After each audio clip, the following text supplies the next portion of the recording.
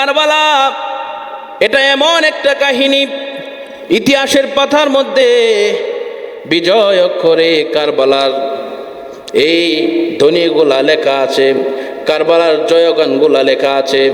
কেননা কারবালা এমন কারবালা, যেই কারবালা যদি না ঘটতো, কারবালার জমিনের মধ্যে যদি ইমাম হোসেন শহীদ না হইতেন, তাহলে কশিনকালেও ইসলাম এমন সঠিক পথে থাকতো না। বলেন না আল্লাহু আকবার।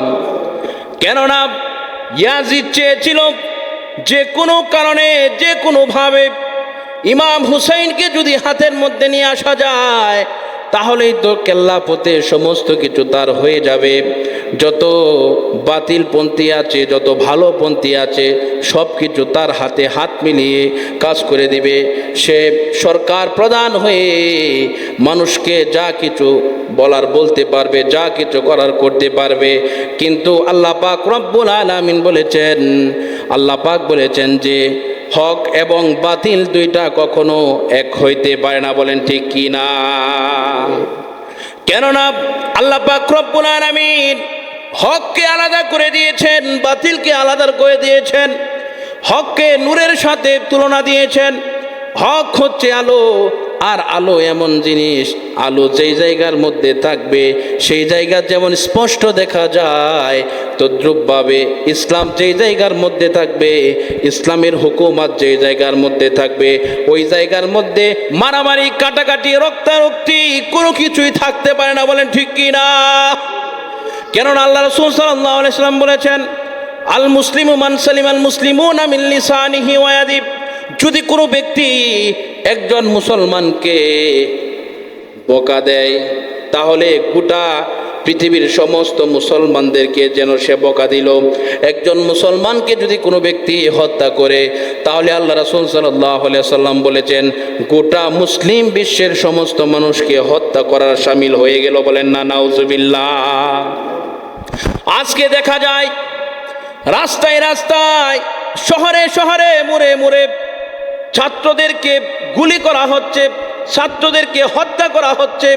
কিন্তু এখানে কোনো অন্য ধর্মের লোক আমাদেরকে মারতেছে না, আমাদের ছাত্র ভাইদেরকে মারতেছে না, এগুলা মারতেছে মুসলমানদেরকে। বলেন ঠিক কি না?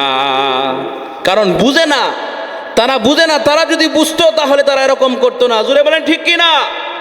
এজন্য আমাদেরকে এই বিষয়টা, এই ক্লান্তি লগ্নে আমাদেরকে এমনভাবে প্রস্তুত থাকতে হবে যে আমাদের ধারায় যেন আরেকজনের ভাইয়ের কোনো ক্ষতি না হতে পারে। জোরে বলেন ঠিক কি না?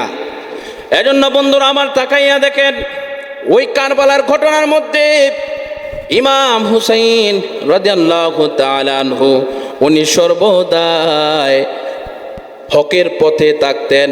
কেননা ইমাম হুসাইন উনাকে একবার, দুইবার, তিনবার নয়, এইভাবে কুফা নগরী থেকে, কুফা নগরের মধ্যে ইয়াজিদ তার এজেন্ডা ফিট করে দিল, এবং সেই কুফা নগরীর মধ্যে ইমাম হুসাইনকে আনার জন্য ইয়াজিদের পক্ষ থেকে 100, 200, 300 না 1200 চিঠি, মতান্তরে 1300 চিঠি মদিনাতে পাঠাইল। বলেন না নাউজুবিল্লাহ। চিঠির মধ্যে লেখা, এই ইমাম হুসাইন আপনি কুফা নগরীতে আসেন। কুফা নগরীতে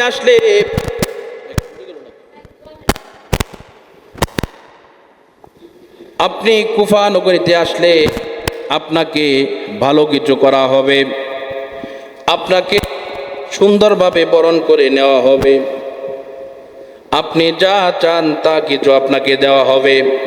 কিন্তু ইমাম হুসাইন, দয়া করো তো, কষ্ট করলো, জিকির করি লা ইলাহা লা ইলাহা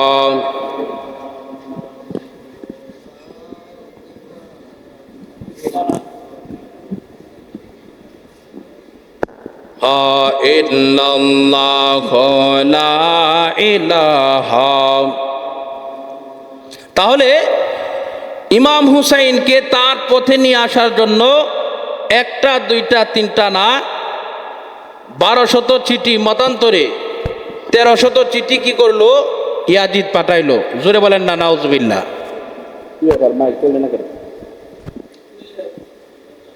হ্যাঁ, হ্যালো,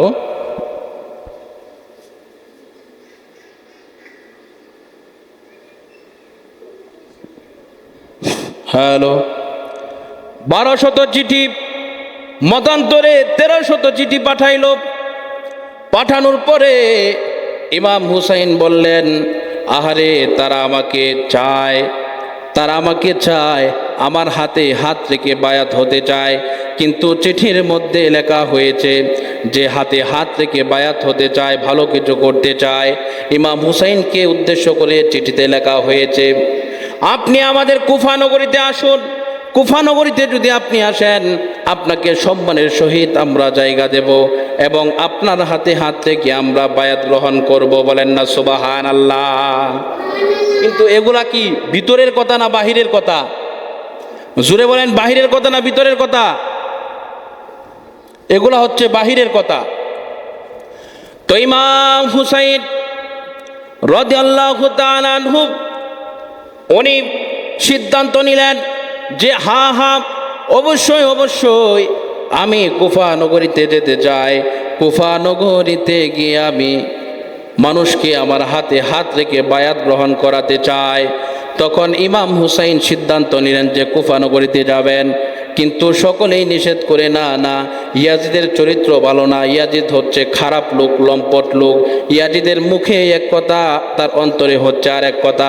না, ইমাম হুসাইন আপনি কুফা নগরীতে যাবেন না, আমাদের পক্ষ থেকে একজন লোক পাঠায়, ওই লোকের সাথে দেখা যাক কুফা নগরীর এলাকার লোকেরা কেমন ব্যবহার করে।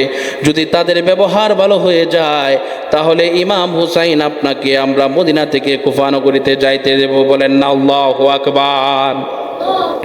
ইমাম হুসাইন রাদিয়াল্লাহু তাআলা আনহু উনি বললেন, ঠিক আছে, তাহলে কাকে পাঠানো যায়? ইমাম হুসাইনের চাচাতো ভাই মুসলিম বিন আকিল রহমতুল্লাহি আলাইহি উনি বললেন যে আমি ইমাম হুসাইনের পক্ষ হতে আমি কুফা নগরীতে যেতে চাই। কিন্তু দুঃখের সাথে বলতে হয়, যখন উনি রওনা হবেন এর কিছুক্ষণ পূর্বে মুসলিম বিন আকিল রহমতুল্লাহি আলাইহির স্ত্রী পৃথিবী থেকে বিদায় হয়ে গেলেন। বলেন না মারহাবা। উনি বিদায় হয়ে গেলেন, পৃথিবী থেকে মারা গেলেন।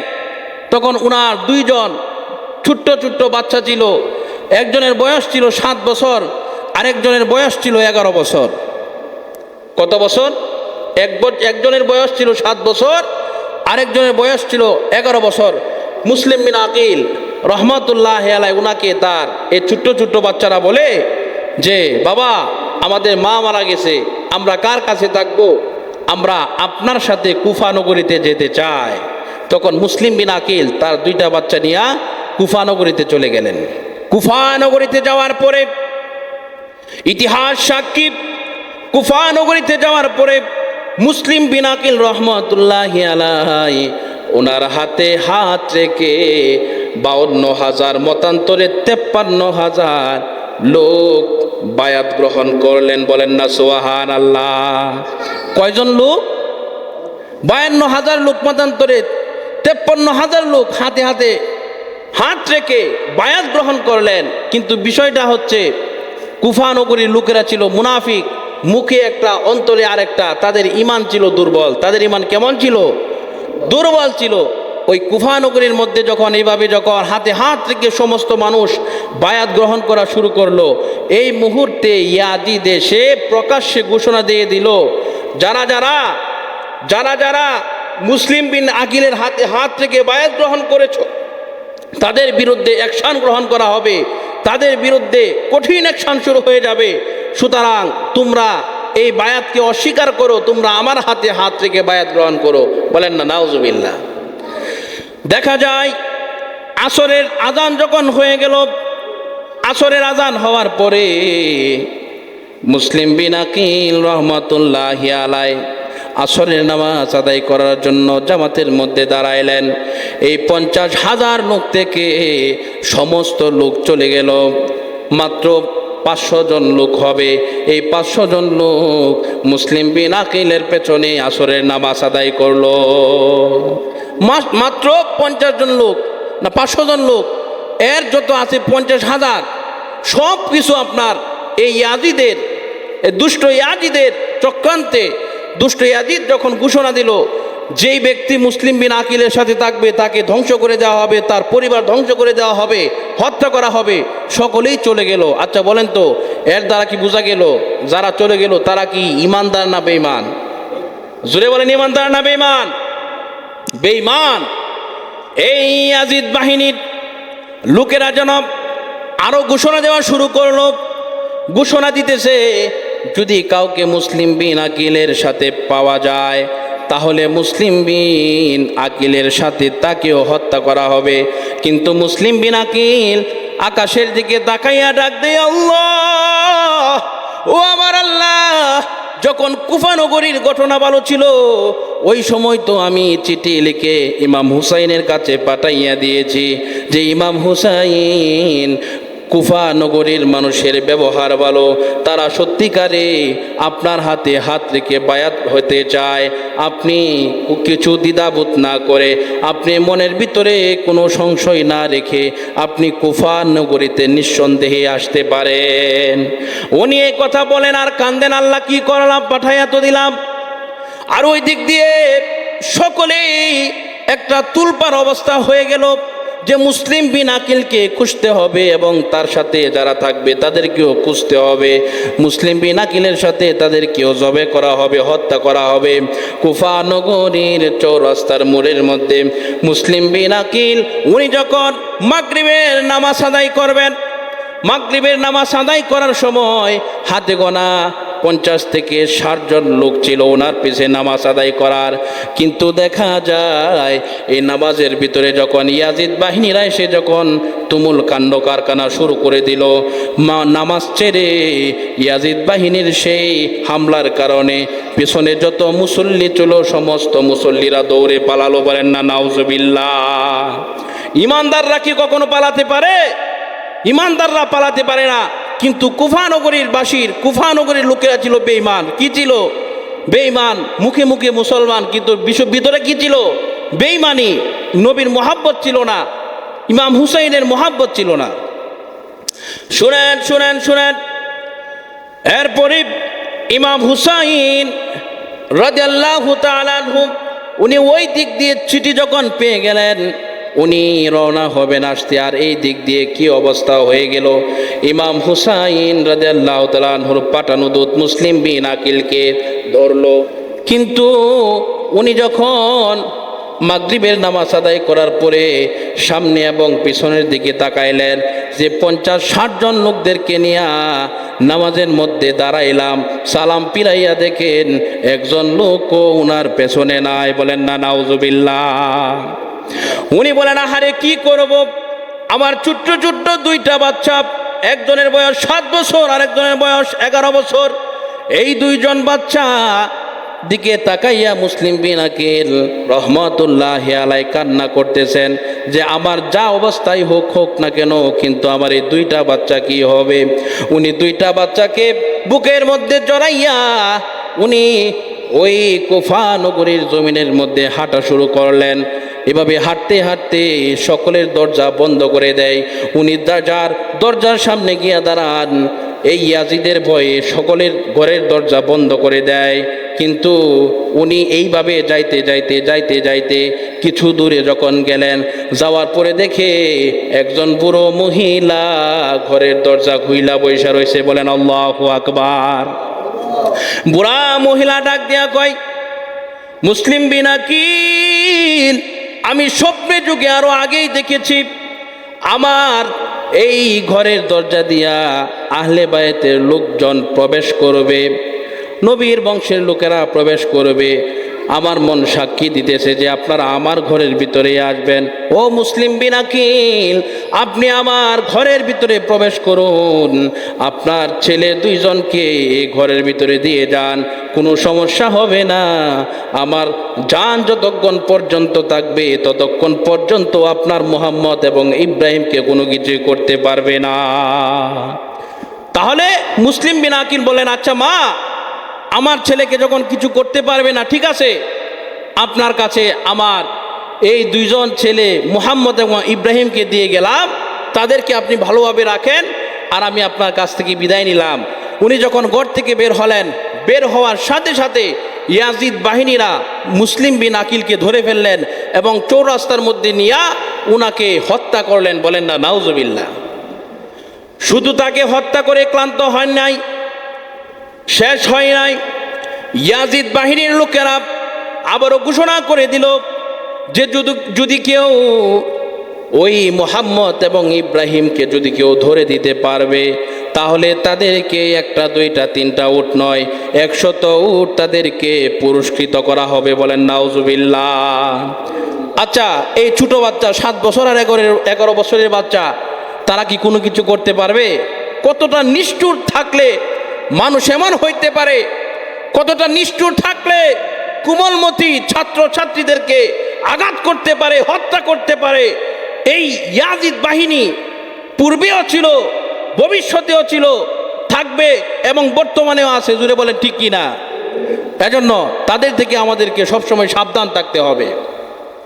এইভাবে যখন 100 উট দিবে এই ঘোষণা যখন দিয়ে দেওয়া হলো, বুড়ি মহিলা তার একজন ছেলে ছিল, এই ছেলে এই লোভে তলোয়ার হাতে নিয়ে সমস্ত জায়গার মধ্যে তন্ন তন্ন করে খুঁজতেছে যে মুহাম্মদ এবং ইব্রাহিমকে যদি পায় তাহলে তাদেরকে হত্যা করে ফেলবো, তাদেরকে আঘাত করে ফেলবো, তাদেরকে জীবিত অথবা মৃত দুইটা কাল্লা নিয়ে যেতে পারলে তাদেরকে পুরস্কার দেওয়া হবে। এই পুরস্কারের আশায় তারা একেবারে ছটফট করা শুরু করলো। তারা এই লোভে পড়ে তারা খুঁজতে শুরু করলো। ওই বুড়ো মহিলার বাড়িতে যখন তার ছেলে আসলো যে খাবার দাবার খেয়ে আবার যাবে খুঁজতে, এসে দেখে 2 ভাই মুহাম্মদ এবং ইব্রাহিম গলার মধ্যে আরেক ভাইয়ের গলার মধ্যে ধরে জড়াইয়া এইভাবে কান্না করতেছে, ও ভাই আমার আব্বাকে মেরে ফেলেছে, আমাদেরকে তো মেরে ফেলবে। এই আওয়াজ শুনে, কান্নার আওয়াজ শুনে বুড়ো মহিলার ছেলে বলল, মা আমাদের ঘরের ভিতরে তো কোনো ছোট্ট সন্তান নাই, আমাদের ঘরে তো কোনো বাচ্চা কান্নার করার কথা না, কে কান্না করে? এইভাবে ঘর খুঁজতে খুঁজতে তাকাইয়া দেখে যাদেরকে খুঁজতেছে তলোয়ার নিয়া মুহাম্মদ এবং ইব্রাহিম তার ঘরের ভিতরে হাজির। বলেন না আল্লাহু আকবার। টান দিয়া বাইর করছে 2 জন বাচ্চাকে, মুহাম্মদ এবং ইব্রাহিমকে। বুড়ো মহিলা বলতেছে, বাবা মুহাম্মদ এবং ইব্রাহিমকে তুমি নিও না, তারা হচ্ছে নবীর বংশের লোক, তাদেরকে হত্যা কইরো না।